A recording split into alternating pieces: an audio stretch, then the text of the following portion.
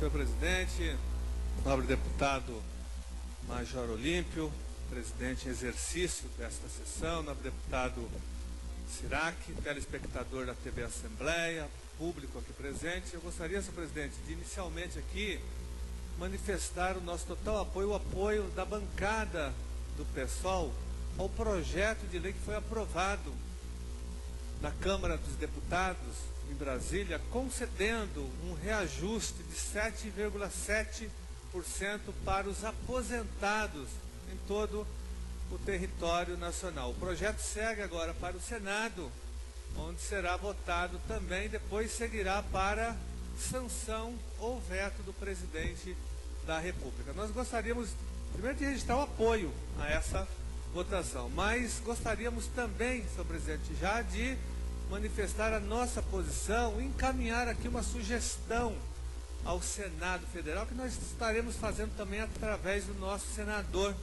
José Nery, da bancada do PSOL no Senado Federal, de que haja uma mudança nesse percentual, né, que haja uma mudança de 7,7% para 10%, até porque nós entendemos que os aposentados no Brasil vêm sofrendo historicamente uma desvalorização dos seus salários, um verdadeiro massacre, o que vem acontecendo hoje com os aposentados brasileiros.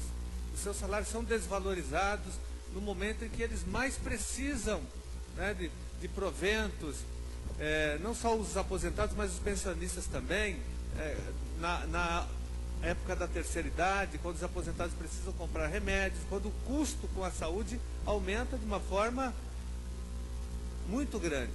Então, nesse sentido, nós entendemos que o Brasil tem uma dívida com os aposentados. Enquanto se discute se o presidente vai vetar ou não os 7,7%, nós temos que ir muito mais além e nivelar essa discussão por cima, né, reajustando no mínimo em 10% os salários os proventos dos aposentados brasileiros.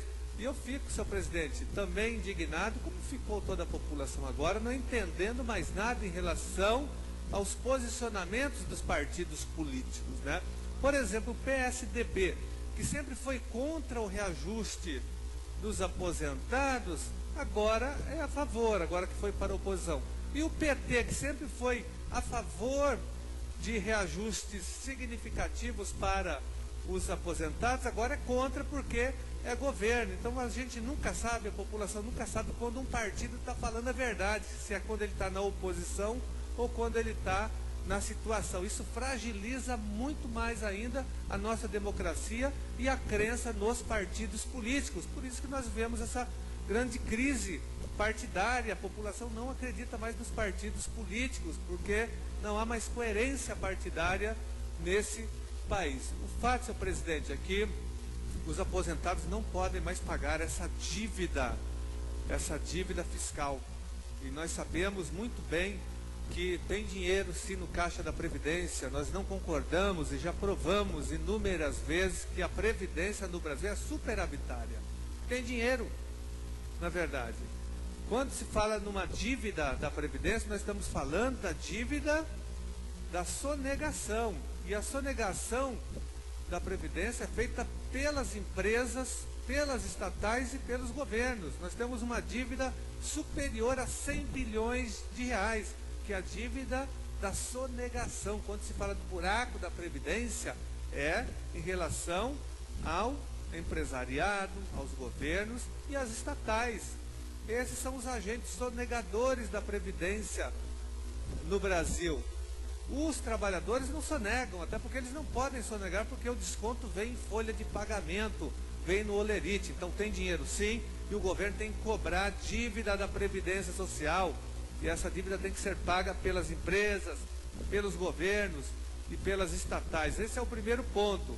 Aí os representantes do governo dizem que de onde que se vai tirar o dinheiro então para pagar se não tem dinheiro, né? Eu digo, é muito fácil.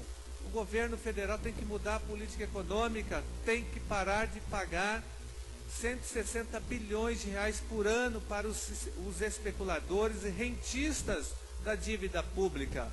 O Brasil continua alimentando a ciranda financeira e não investindo na produção. Se o Brasil reduzir em 1% o pagamento de juros para os especuladores, nós teremos dinheiro sobrando para pagar bem os aposentados e os pensionistas. Então, dinheiro há, senhor presidente, até porque nós não podemos nos esquecer que recentemente o governo federal socorreu as montadoras, o governo federal socorreu bancos quebrados, seguradoras, e o Brasil não quebrou. Então, o dinheiro público, ele é direcionado para o capital privado, né? Nós tivemos ainda no governo Fernando Henrique um aporte no orçamento público de 40 bilhões de reais para os bancos quebrados, o programa ProERD, todos nós nos lembramos disso. O Brasil não quebrou, o Brasil continua, né, aí produzindo, trabalhando e sobrevivendo. Então, senhor presidente, o Estado tem dinheiro sim para investir recursos nos proventos dos aposentados e dos pensionistas. Então, nós do PSOL somos a favor não só do projeto que foi votado na Câmara dos Deputados, né, esse aumento de 7,7, nem aumento salarial, senhor presidente, para concluir, isso é um reajuste para recompor as perdas da inflação, e nem sei se recompõe, na verdade. Nós temos dúvidas em relação a isso, mas no mínimo os aposentados deveriam ter um reajuste de 10%. E só para concluir, senhor presidente, nós não podemos mais tolerar esse tipo de política para os trabalhadores da iniciativa privada e também para os servidores públicos, que são penalizados por políticas salariais como essas, que são implantadas aqui pelo governador José Serra, política de gratificação, bonificação, que prejudicam também os trabalhadores da ativa, os servidores da ativa e os aposentados e pensionistas aqui do estado de São Paulo, que não tem essas gratificações incorporadas aos seus salários. Então nós temos que fazer uma verdadeira cruzada nesse país em defesa dos aposentados e pensionistas, tanto do setor privado como do setor público. Muito obrigado, senhor presidente.